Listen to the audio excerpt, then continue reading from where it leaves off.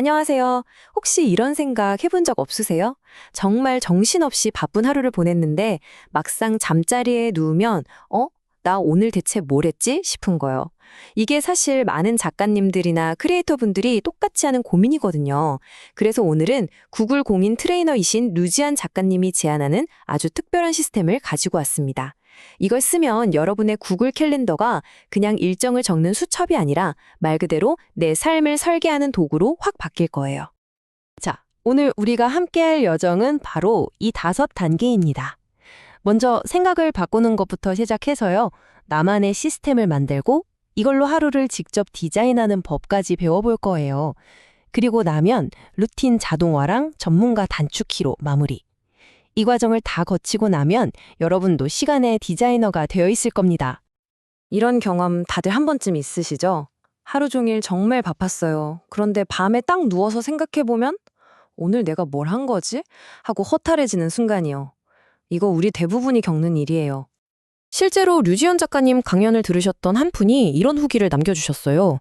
대부분 우리가 캘린더에 그냥 일정을 기록만 하거든요.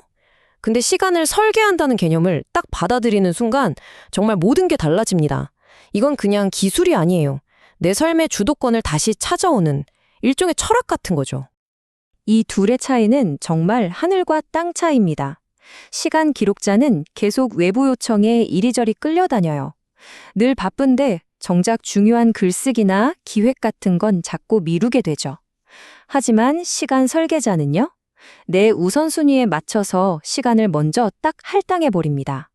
상황에 끌려가는 게 아니라 내가 직접 하루의 판을 짜는 거예요. 바로 이겁니다. 시간 설계라는 게요. 그냥 빈칸에 약속 채워넣기가 아니에요.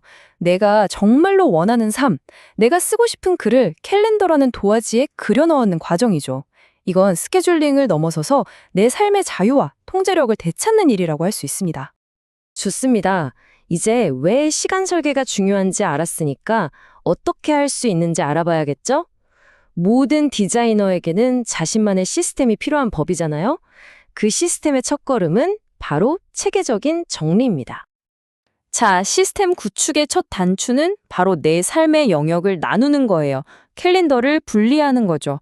화면에 보이는 것처럼 정말 간단해요. 몇 번만 클릭하면 업무용, 개인용, 가족용, 아니면 집필 프로젝트용처럼 여러 개의 캘린더를 뚝딱 만들 수 있습니다. 근데 왜 굳이 여러 개를 만들어야 하냐고요? 이게 바로 전략의 핵심이에요. 이렇게 삶의 영역들을 나눠두면 머릿속이 정말 깔끔해지고요.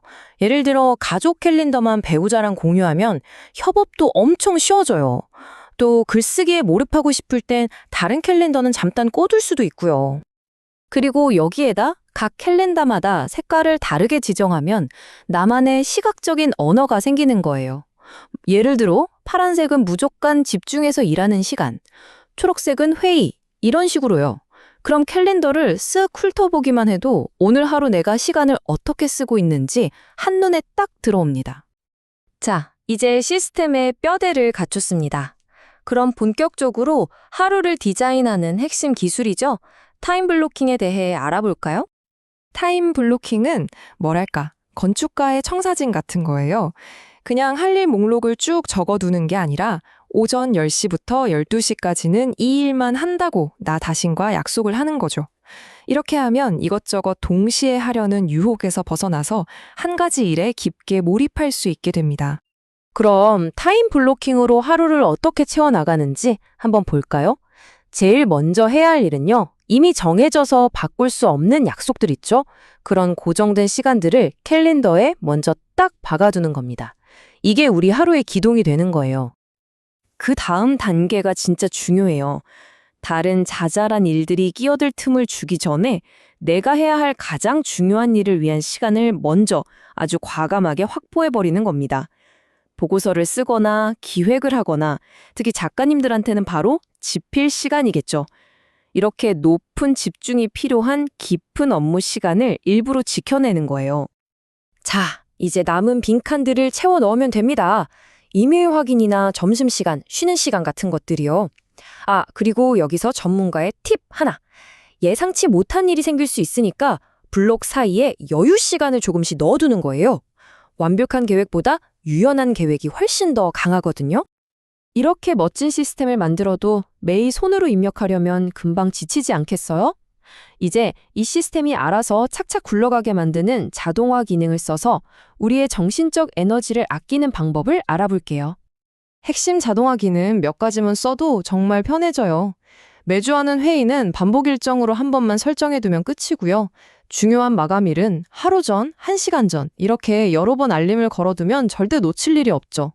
특히 지메일 연동은 비행기표나 호텔 예약을 알아서 캘린더에 쏙쏙 넣어주니까 정말 편하고 구글 태스크를 쓰면 할 일 목록도 캘린더에서 바로바로 볼 수 있습니다.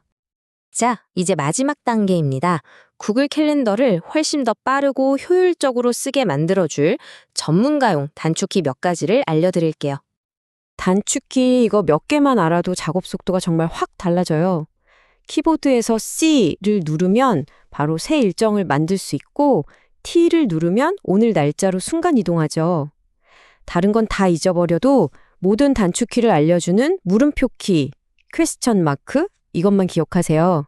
그럼 여러분 곁에 최고의 비서가 있는 셈이니까요.